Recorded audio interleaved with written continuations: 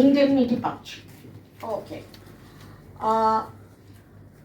আমি এখানে খুব বেমানান, কারণ আমি রাজনীতি সচেতন, কিন্তু আমি বাংলাদেশের কোনো পলিটিক্যাল পার্টিকে আমি সাপোর্ট করি না, কিন্তু আমি পলিটিক্যাল না, আমি রাজনীতি সচেতন।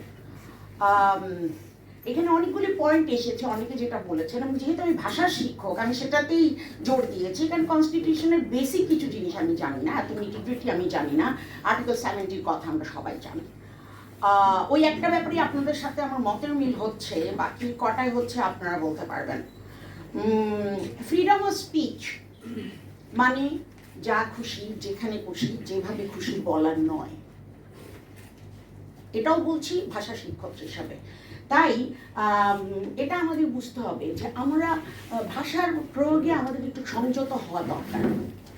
আমরা যে ধরনের শাসনতন্ত্রই চাই, যে ধরনের ইনস্টিটিউশনই চাই, আমরা যদি পরস্পরের প্রতি সম্মান রেখে কথা না বলতে পারি, তাহলে কথা বলা কিন্তু খুব ডিফিকাল্ট হয়ে দাঁড়ায়।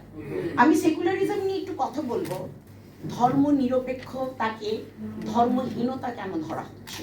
নিরপেক্ষ মানে ধর্মের ভিত্তিতে কারো প্রতি পক্ষপাতমূলক আচরণ করা হবে না, যে আচ্ছা উনি মুসলিম, উনি আমার মুসলিম ভাই বা বোন, এই কারণে ওনাকে আমি ফেভার করবো না। আমার স্বামী মুক্তিযোদ্ধা, আমার পরিবারে আরো 3-4 জন মুক্তিযোদ্ধা আছেন, বীর উত্তম আছেন, শহীদ আছেন, সব আছেন।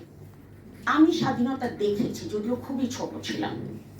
আমার যে দাবিগুলি যারা নতুন সংবিধান প্রণয়ন করবেন, তার মধ্যে অন্যতম হচ্ছে আর্টিকেল 70 এবং ধর্ম নিরপেক্ষতাকে ফিরিয়ে। এই কথাটা বলার জন্য আমি আপনাদের কাছ থেকে ইনডেমনিটি চেয়ে নিলাম, কারণ আমি ঢাকা ইউনিভার্সিটিতেও যেখানে খুবই নমস্য ছিলাম সবার জন্য, রিসেন্টলি আমি অনেস্টলি কথা বলেছি, তাই আমাকে অনেক কিছু নাম দেওয়া হয়েছে। এর মধ্যে একটা হলো সফট আওয়ামী লীগ, ঠিক আছে? তো এই কারণে আমি আপনাদের এই ধর্ম নিরপেক্ষতার প্রতি আপনাদের যে রাগ বা বিরক্তি বা অ্যালার্জি, এটা দেখে আমি একটু ভয় পেয়ে যাচ্ছি যে অক্ষত এখান থেকে বেরোতে পারবো কিনা। আমি ধর্ম নিরপেক্ষতা ফেরত চাই। আমি ধর্মের ভিত্তিতে কোনো বিভাজন চাই না এই দেশে। আর ধর্মটা কি বলে? লাকুম দীনুকুম ওয়ালিয়া দীন।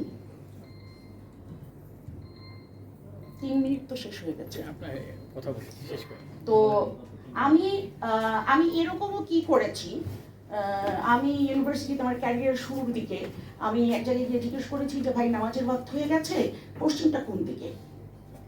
বলেছে আপনি নামাজ পড়বেন? আমি বললাম জি। বলে কি আপনি না ইংরেজ? মানে আমরা যারা ইংলিশ ডিপার্টমেন্টে পড়ি তাদের নাম ইংরেজ। অন টপ অফ দ্যাট আমি সো কল পর্দা করি না, আমার চুল কাটা, এটা ডিফারেন্ট ইস্যু যে আমি হেলথ রিজনে কেটেছি, আমাদের এগুলো জানার দরকার নেই। আপনি ইংরেজ, আপনি পশ্চিমের খোঁজ কেন নিচ্ছেন? আপনি হজ করে এসেছেন এত বছর আগে, ফিট হয়ে যাচ্ছে। Yes, I am a practising Muslim, কিন্তু তারপরেও আমি বলবো লাকুম দীনুকুম ওয়ালিয়া দীন। কোরআন শরীফে বলা হয়েছে, আমাদের ধর্ম আমাদেরকে শিখিয়েছে অন্যায় প্রতিবাদ করা। আমরা কি করি? আপনারা এতদিন ভয় কথা বলতে পারেনি, আমি তো বলতে পেরেছি। আমি তো 2002 সাল থেকে কথা বলে আসছি, যখন বিএনপি সরকারের আমলে আমাদের শামসুন্নাহর হলে মেয়েদের উপর অতর্কিতে হামলা করা হয়েছিল। আমি তো স্বপ্রণোদিত হয়ে গিয়ে আপনাদের যে তদন্ত কমিটি হয়েছিল সেটাতে সাক্ষ্য দিয়ে এসেছি। আমি রমনা থানা থেকে মেয়েদেরকে, হ্যাঁ আমি প্রাইস পে করেছি, কোনো সরকারের আমলেই আমি গুড বুকে নাই, সো আমার প্রমোশন হয় না। হু কেয়ারস? আমার বিবেক, আমি কি আমার বিবেকের কাছে পরিষ্কার? হ্যাঁ পরিষ্কার। এই কারণে আমি মেরুদণ্ড সোজা করে হাঁটতেও পারি, দাঁড়াতেও পারি। আমরা ইসলাম নিয়ে কথা বলি, রাষ্ট্রধর্ম ইসলাম চাই। ইসলামে যেগুলো হারাম করেছে আমরা কি সেগুলো হারাম মানি? আমরা কতজন হালাল রুজি খাই?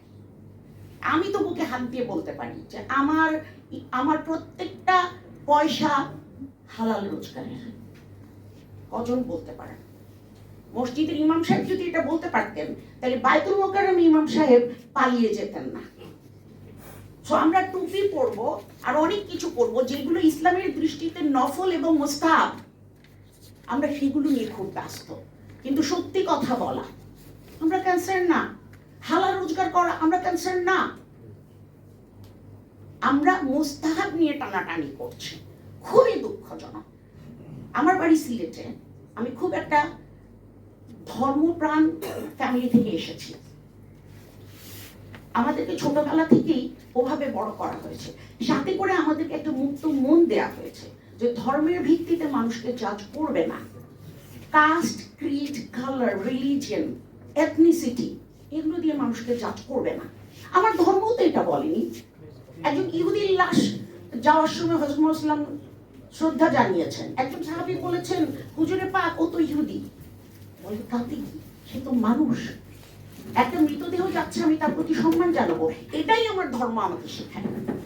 আমার ধর্ম পরমত সহিষ্ণুতা শিখায়।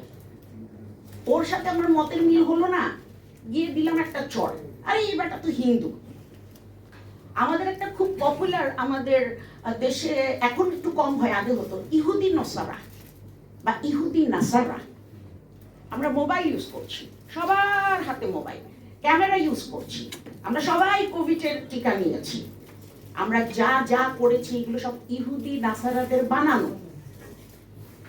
আমাদের যতটুকু ভালো লাগে ততটুকুই নিব, আর বাকিটা নিব না, তা হবে না, তা হবে না। আপনার ধর্ম আপনার কাছে। আমার বাসায় আমি কি করি সেটা আমার বিজনেস, সেটা আমার আর আমার আল্লাহর কি। আপনাকে এই মাতবরি করার কে অধিকার দিয়েছে যে আপনি আমাকে জাজ করবেন? আগে নিজেরকে সংশোধন করি, তারপরে আমি অন্যকে জাজ করব। জাস্ট বিকজ একটা মানুষ নন মুসলিম, এই কারণে তার কোনো অধিকার থাকবে না এই দেশে। এটা সমস্যা হচ্ছে কি, আমরা আসলে সার্টিফিকেট নেই, লেখাপড়া শিখে, যেটার জন্য আমি একজন শিক্ষক হিসেবে লেখাপড়া করাই, শিক্ষকতা করাই আলোকিত মানুষ তৈরি করার জন্য, কাগজের সার্টিফিকেট দেওয়ার জন্য না। কিন্তু এই দেশে পিএইচডি করার পরেও মানুষ কাগজের সার্টিফিকেটধারী হয়। তারা ধর্ম নিরপেক্ষতার সাথে ধর্মহীনতা গুলিয়ে ফেলে। এরা কিন্তু সমর্থক নয়। আমরা খুব পছন্দ করি সবকিছুতে ইসলামকে ব্যবহার করতে, যেখানে আমার জন্য এটা সুবিধা। তো ইসলাম তো বলেছে মিথ্যা কথা সব পাপের মা। আমি গর্ব করে বলি যে আমি মিথ্যা কথা বলি না।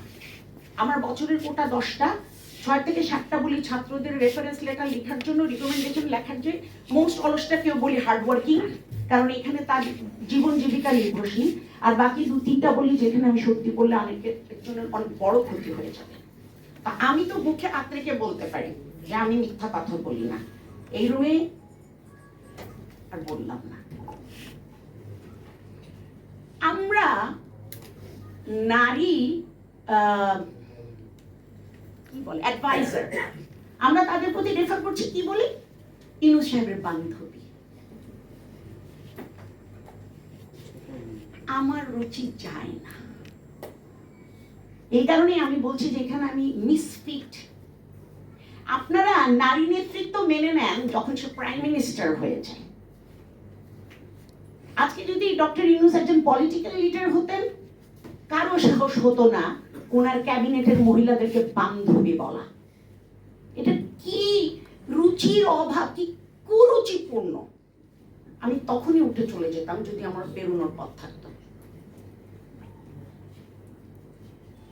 আইনের কথা একটাই আমি বুঝি যে আমাদের দেশের আইন হচ্ছে জগা খিচুড়ি, এবং এটার ব্যাপারে সংবিধানের একটা সিদ্ধান্ত নেওয়া দরকার। সংবিধানের ক্ষেত্রে আমরা কি মুসলিম আইন ফলো করি না ব্রিটিশ আইন ফলো করি?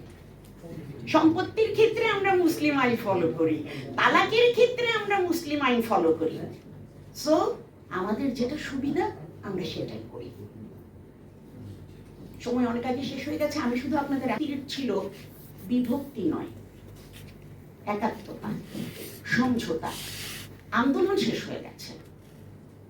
আমি এটাকে দ্বিতীয় স্বাধীনতা বলতে রাজি না, কারণ স্বাধীনতা অনেক বড় জিনিস, যেটা হয়তো আপনারা দেখেননি তাই বুঝতে পারছেন না। এই বিষয়ে বইটই পড়লে বুঝতে পারবেন।